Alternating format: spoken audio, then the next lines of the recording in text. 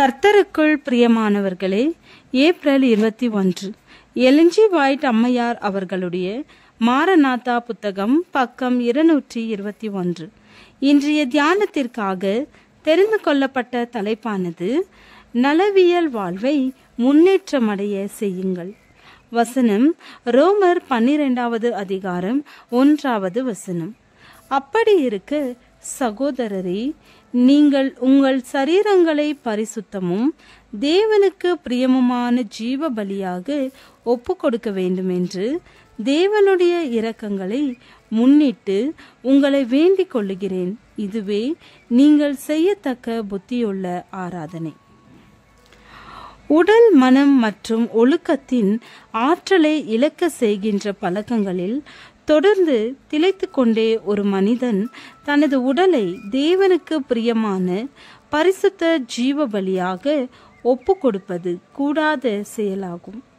மீண்டும் அப்போஸ்தலனாகிய பவுல், நீங்கள் இந்த பிரபஞ்சத்திற்கு ஒத்த வேஷம் தெரியாமல் தேவனுடைய நன்மையும் பிரியமும் பரிபூரணமுமான சித்தம் இன்னதென்று பகுத்தறியத்தக்கதாக உங்கள் மனம் புதிதாகிறதினாலே மறுரூபமாகுங்கள் என்கிறார்.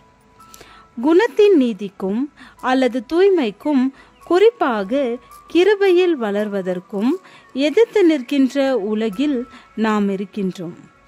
எங்கு பார்த்தாலும் சீர்கேட்டையும் ஊழலையும் உருக்குலைவையும் பாவத்தையுமே காண்கிறோம்.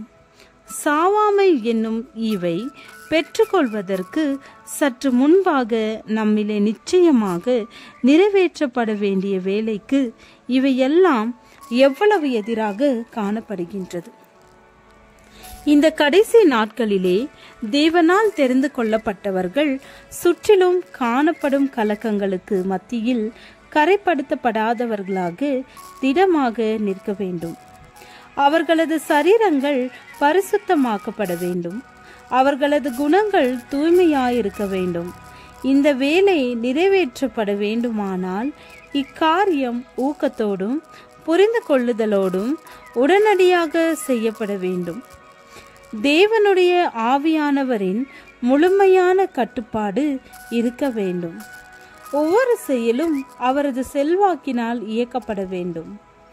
ஆண்டவரது வருகைக்கு ஒரு கூட்டம் மக்களை தகுதிப்படுத்துவதற்காக செய்யப்பட வேண்டிய ஒரு மாபெரும் ஊழியம் சுகாதார சீர்திருத்தமாகும்.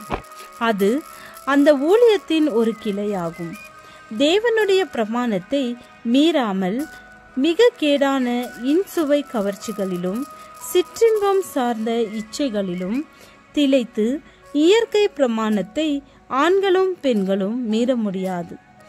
அவர் நமது உயிர் துடிப்பான உடலிலே நிலைநாட்டி வைத்திருக்கும் பிரமாணங்களை மீறுவதினால் ஏற்படும் பாவ நிலையை நம்மீது பிரகாசிக்கும்படி அவர் அனுமதிக்கிறார்.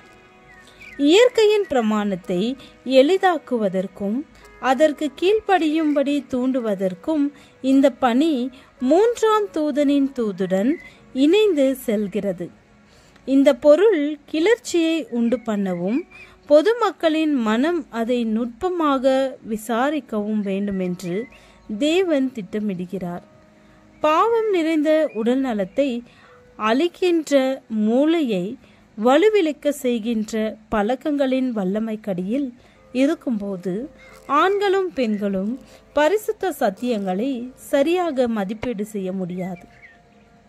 தேவன் ஒரு நபருக்கு கொடுத்த சுகாதார சீர்திருத்தம் பற்றிய வெளிச்சத்தை அந்த நபர் நெஞ்சார நேசிப்பாரானால் நித்திய வாழ்விற்கு தகுதியாகும்படி சத்தியத்தின் மூலமாக பரிசுத்தமாகுதலின் பணிக்கு அந்த உடல் நலவியல் சீர்திருத்தம் ஒரு முக்கியமான உதவியாக அமைகிறது.